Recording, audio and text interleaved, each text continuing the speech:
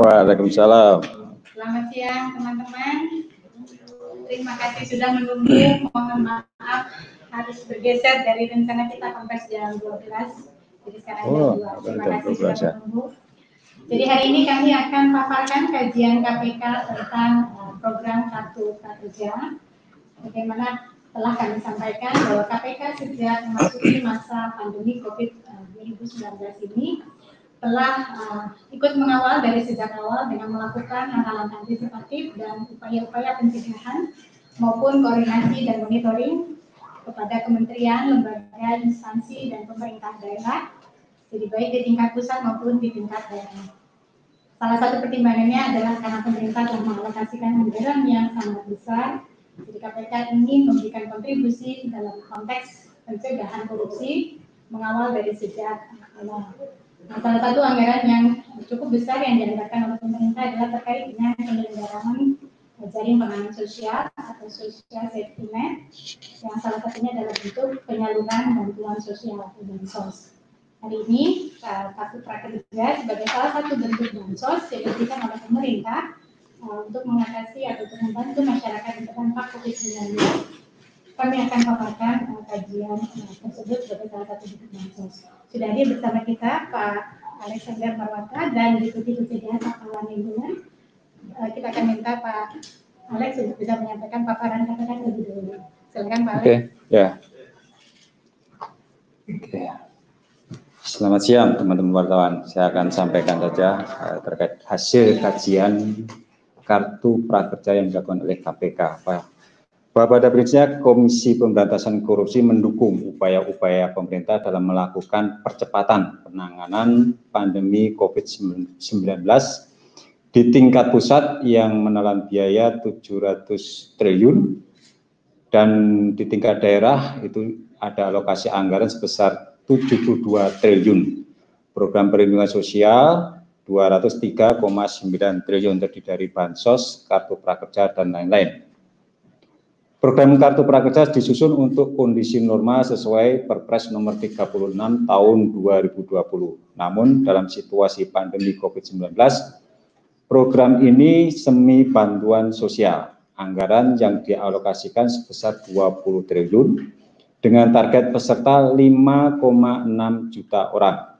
Komposisi nilai total insentif pasca pelatihan yaitu sebesar 2.400.000 per orang. Dan insentif survei kepekerjaan sebesar 150.000 per orang.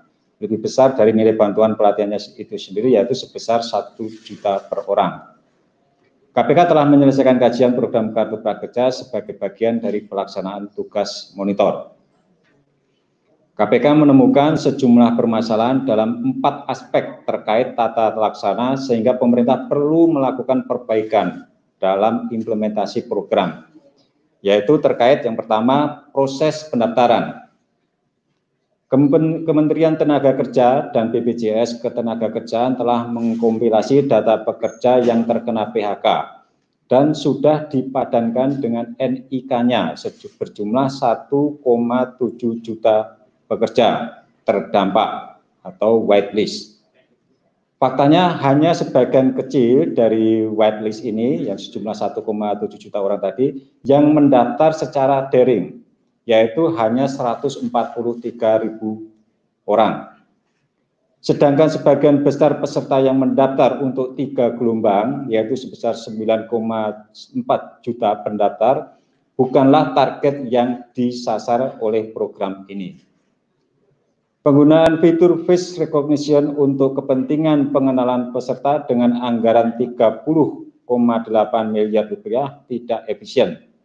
Penggunaan NIK dan keanggotaan BP Jam Sostek sudah memadai. Selanjutnya terkait dengan kemitraan dengan platform digital. Kerjasama dengan 8 platform digital tidak melalui mekanisme pengadaan barang dan jasa pemerintah.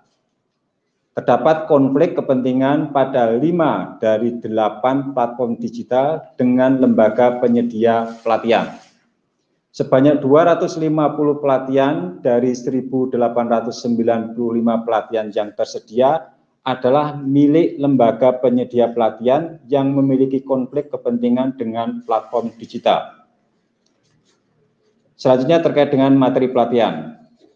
Kurasi materi pelatihan tidak dilakukan dengan kompetensi yang memadai. Pelatihan yang memenuhi syarat baik materi maupun penyampaian secara daring hanya 13% dari 1.895 pelatihan. Materi pelatihan tersedia melalui jejaring internet dan tidak berbayar. Dari 1.895 pelatihan dilakukan pemilihan sampel didapatkan 327 sampel pelatihan. Kemudian dibandingkan ketersediaan pelatihan tersebut di jejaring internet, hasilnya 89% dari pelatihan tersedia di internet dan tidak berbayar, termasuk di laman prakerja.org. Jadi banyak pelatihan-pelatihan yang disediakan secara gratis, ya itu tersedia juga di dalam yang ditawarkan dalam program Kartu Prakerja.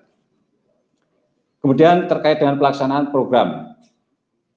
Metode pelaksanaan program pelatihan secara daring berpotensi fiktif, tidak efektif, dan merugikan keuangan negara karena metode pelatihannya hanya satu arah dan tidak memiliki mekanisme pengendalian atas penyelesaian pelatihan yang sesungguhnya oleh peserta.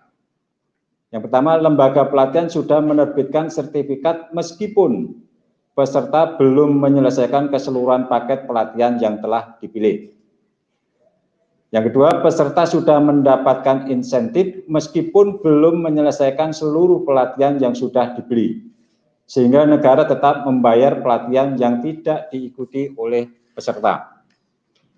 Berdasarkan kajian KPK untuk perbaikan teknis pelaksanaan program, kami merekomendasikan kepada pemerintah melakukan hal-hal sebagai berikut. Yang pertama, peserta yang disasar adalah peserta yang sudah terdaftar dalam whitelist, yang tadi yang sudah disusun oleh Kementerian Tenaga Kerja dengan BPJS Ketenagakerjaan. Tidak perlu mendaftar daring, melainkan dihubungi manajemen pelaksana sebagai peserta program. Yang kedua, penggunaan NIK sebagai identifikasi peserta sudah memadai. Tidak perlu dilakukan penggunaan fitur lain yang mengakibatkan penambahan biaya. Selanjutnya, komite agar meminta legal opinion ke Jamdatun, Kejaksaan Agung RI tentang kerjasama dengan 8 platform digital, apakah termasuk dalam cakupan PBJ pemerintah. Yang keempat, platform digital tidak boleh memiliki konflik kepentingan dengan lembaga penyedia pelatihan. Dengan demikian, 250 pelatihan yang terindikasi harus dihentikan penyediaannya. Yang kelima, kurasi materi pelatihan dan kelayakannya untuk menentukan apakah dilakukan secara daring agar melibatkan pihak-pihak yang kompeten dalam area pelatihan serta dituangkan dalam bentuk petunjuk teknis. Misalnya, apakah pelatihan bengkel sepeda motor itu bisa dilakukan secara daring atau tidak? Rasa-rasanya kalau pelatihan bengkel sepeda motor kan harus tatap muka, praktek langsung, tidak bisa dilakukan dengan daring. Nah, hal seperti itu yang harus dikaji oleh pemerintah. Materi pelatihan yang teridentifikasi sebagai pelatihan yang gratis melalui jejaring internet harus dikeluarkan dari daftar pelatihan yang disediakan LPP. Pelatihan pembuatan pempek misalnya, itu bisa dengan mudah ditemukan di YouTube. Harus dikeluarkan kalau ada ditawarkan dalam program pelatihan prakerja ini. Pelaksanaan pelatihan daring harus memiliki mekanisme pengendalian agar tidak fiktif. Misalnya pelatihan harus interaktif sehingga bisa menjamin peserta yang mengikuti pelatihan mengikuti keseluruhan paket. Hasil kajian dan rekomendasi ini telah kami sampaikan kepada Kemenko Perekonomian dan pemangku kepentingan terkait lainnya dalam rapat pada tanggal 28 Mei 2020 Dalam rapat koordinasi tersebut disepakati hal-hal sebagai berikut. Pertama, melakukan perbaikan tata kelola program Kartu Prakerja berdasarkan rekomendasi dan masukan dari peserta rapat koordinasi. Yang kedua, menunda pelaksanaan batch yang keempat sampai dengan dilaksanakan perbaikan tata kelola program Kartu Prakerja. Yang ketiga, membentuk tim teknis yang terdiri dari berbagai kementerian lembaga untuk perbaikan tata kelola program Kartu Prakerja. Dan yang keempat, meminta terkait pelaksanaan program Kartu Prakerja. Menko Perekonomian saat ini sedang melakukan perbaikan sesuai rekomendasi KPK baik terkait regulasi, persiapan dari segi teknis maupun pelaksanaan Kartu Prakerja. Demikian yang bisa saya sampaikan. Terima kasih. Atau Pak Kala, barangkali ingin menambahkan, silakan. Mau ditambahkan Pak Kala? Aduh, kalau ingin tambah kayaknya udah jelas banget. Udah jelas banget. Udah jelas banget nih. Ini cuma kasih, jadi memang awal, kenapa KPK tidak masuk soal efektivitasnya?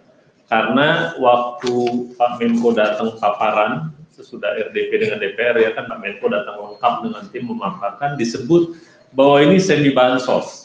Jadi bergeser dari besarnya insentif, tadinya insentifnya cuma sejuta, lantas 2,5-nya materi pelatihan, karena diarahkan semi bansos jadi berubah.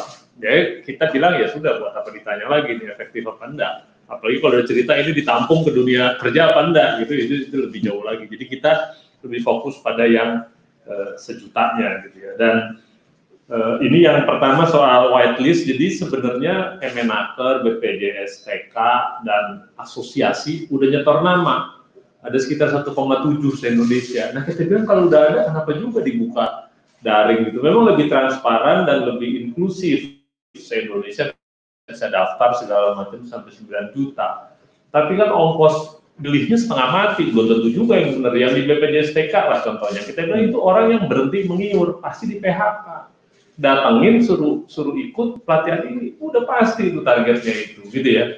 Dan yang di asosiasi juga misalnya dari PHRI, gitu. Kan udah jelas hotel-hotel yang berhenti. Gitu. Jadi kita pikir harusnya untuk yang whitelist ini dikasih porsi yang cukup dan didatengin. Karena ini ada orang tua nih misalnya, kita lihat umur di atas 45, suruh daftar daring, lewat HP pula lagi, kebayang, makanya cuma 143.000 orang. Sisanya yang orang-orang yang fasih dengan internet, itu kita bilang bisa lebih banyak pesertanya, targetnya lebih pas kalau data yang 1,7 ini didatengin, bukan nunggu mereka daftar daring. Lantas yang untuk mastiin yang daftar benar, mereka mengajukan face recognition yang sekarang cuma dipakai BIN sama Polri. Jadi kita bilang kelebihan face recognition buat apa? Buat mastiin bahwa ini orang benar gitu. Ya kalau NIK-nya diverifikasi ke Dukcapil, keluar itu udah pasti benar tuh. Oh enggak Pak, ada NIK ganda. Enggak ada NIK ganda. Kalau keluarnya dari Pak Zudan, itu hanya satu pasti NIK. Karena fingerprint-nya satu, retinanya satu. Nah mereka menganggarkan sekitar 30 miliar dan kita sarankan enggak usah face recognition gitu. NIK aja asal diverifikasi sama Pak Zudan dari Dukcapil, udah pasti benar. Itu lantas yang PBJ atau tidak, itu tim nanya 5 orang, 5 pendapat. Itu kita bilang kalau lihat tugas dan fungsinya ini tugasnya Jamdatun. Jadi kita bilang PBJ atau enggak, kita nggak usah tafsir-menafsir, tugas dan fungsinya Jamdatun, tanya aja Jamdatun, suruh mereka keluar legal opinion. Nah yang satu lagi soal platform yang memiliki LPP. Jadi kan LPP ini ngusulin ke platform. Saya punya pendidikan ini. Platform nanti mengkurasi bersama dengan PMO. Ini yang kita soroti karena skill akademik platformnya. Pintaria sekolahmu mau belajar apa, Pijar Mahir. LPP-nya juga Ruang Guru, Haruka Edu sekolahmu mau belajar apa, Pijar Mahir. Jadi ada 250 itu diusulkan ke platform, ya logikanya kalau dia terafiliasi atau satu PT, kan ada PT-nya kan, PT Ruang Raya Indonesia, dia punya skill akademi Ruang Guru gitu, dia pasti di oke 250. Kita bilang kurasi model begini ini lemah, karena pengusul dengan yang menetapkan ini ininya sama.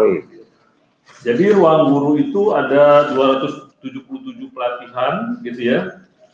117-nya diadakan oleh Skill Academy by Ruang Guru. Jadi 277 dia 117. Kita jumlah yang paling besar itu lantas Pintaria dari 199 pelatihan, 69 itu diusulkan sama Haruka Edu. Itu satu PT dia. Lantas sekolahmu punya 210, 25 LPP-nya sekolahmu. Mau belajar apa? 378 dari 28 itu dari mau belajar apa? PT Avoda Royal Mulia. Pijar Mahir dari 257, 11 dari Pijar Mahir gitu. Nah, kita total ini ada 250 pelatihan dari 1895 yang diusulkan nama LPP yang sebenarnya ada afiliasi atau kepentingan yang sama dengan platform. Nah, kita sarankan yang ini harusnya jangan dong. Yang 250 ini kan pemilihannya sebenarnya karena ada konflik of interest-nya relatif lemah.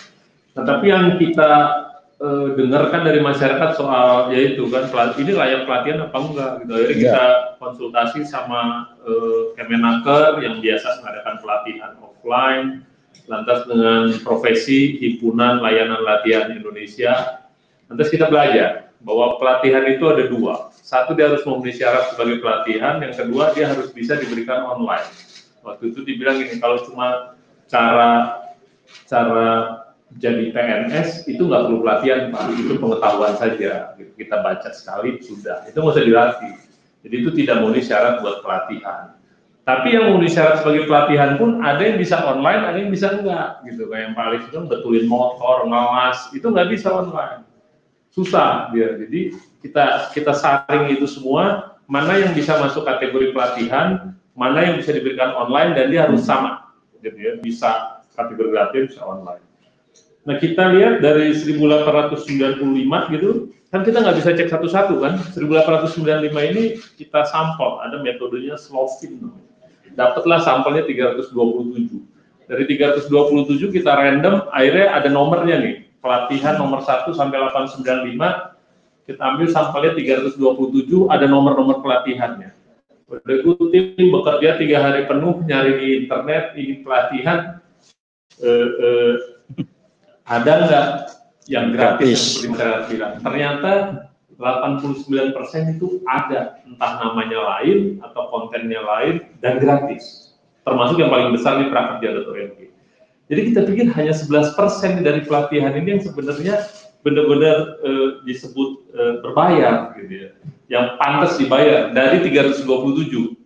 Tapi apakah sampel ini merepresentasikan 1895? Berarti kalau 11% dari 1895 hanya sekitar 190 atau 200 pelatihan yang memang layak disebut pelatihan berbayar. Gitu. Nah, teman-teman mungkin kalau kita ini belum kita lakukan, tapi kalau kita lakukan gini, yang 250 konflik of interest kita ambil keluar dari 1895. Lantas yang yang tidak patut dibayar karena ada yang gratis itu 11%, hanya 11% diambil yang 89% keluar, gitu ya. Lantas yang kita bilang yang layak latih dan daring itu kan cuma 13% dari pelatihannya. Jadi 250 dikeluarin, hanya 13% dari 1895, itu juga dilihat lagi hanya 11% yang layak dibayar. Itu kita belum lakukan simulasi, tapi kalau mau dilakukan, sebenarnya pelatihan apa yang sisa tinggal yang layak, yang boleh dijual, lantas layak disebut pelatihan, bisa daring, dan tidak ada konflik of interest. Itu komentar kita untuk materi pelatihan. Kita bilang, ya dilibatkan dong yang kompeten di penetapan pelatihan. Nah, memang alasannya buru-buru segala macam kita bisa terima lah gitu. Tapi kita pikir itu yang paling serius gitu. Kalau memang disebut semi bansos kita bisa ngerti. Tapi kalau sejuta gitu rasanya diberikan dengan materi yang begitu, rasanya kita harus perbaiki banget di depan, gitu ya. Nah, materinya itu. Dan yang terakhir kita bilang caranya repot. Kalau saya nggak mau ngambil sejuta, yang 200.000 aja. Saya putar sambil saya ngapain gitu, video selesai, keluar sertifikat, insentif besok datang 600. Ya walaupun ini semi bansos, tapi ya jangan begitu-begitu amat, gitu ya.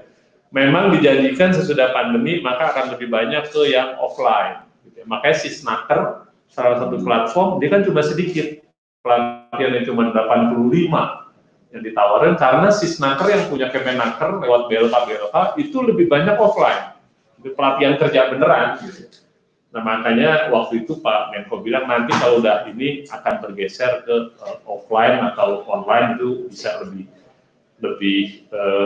banyak yang offline. Sekarang karena nggak bisa, jadi lebih banyak online. Ya tapi jangan semua di online ini, nggak perlu juga. Kira-kira itu yang boleh saya tambahkan. Terima kasih. Terima kasih Pak Pahala. Cukup Kita jelas. buka tanya jawab teman-teman yang kebetulan hadir mungkin ingin bertanya. Jadi karena ini juga kita live